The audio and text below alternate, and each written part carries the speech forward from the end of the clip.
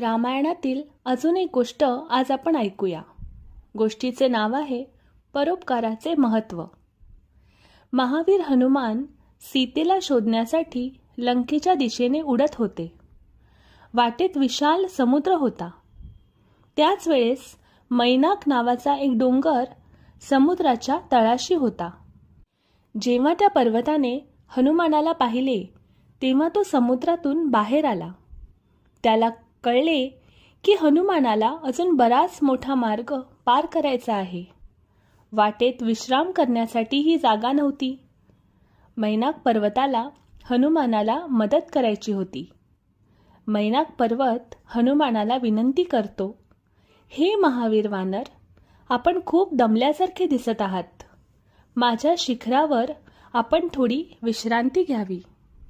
आता आपल्याला प्रश्न पडतो की मैनाक पर्वत हनुमानाला का मदत करत होता? याचे उत्तर आहे, त्याला उपकाराची जाणीव होती. हनुमानाचे वडील पवनदेव यांनी पूर्वी मैनाक पर्वताला मदत केली होती. पूर्वीच्या काळी सर्व पर्वतांना पंख होते व ते आकाशात स्वच्छंदपणे फिरत असत आणि अचानक जमिनीवरही पडत असत.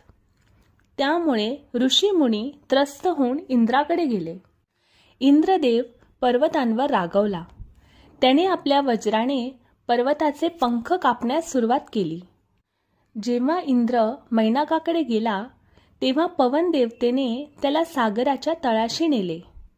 अशा प्रकारे पवनदेवाने मैनाक पर्वताला वज्रप्रहारापासून वाचवले. मैनाकाला पवनदेवतेचे हे उपकार आठवत होते.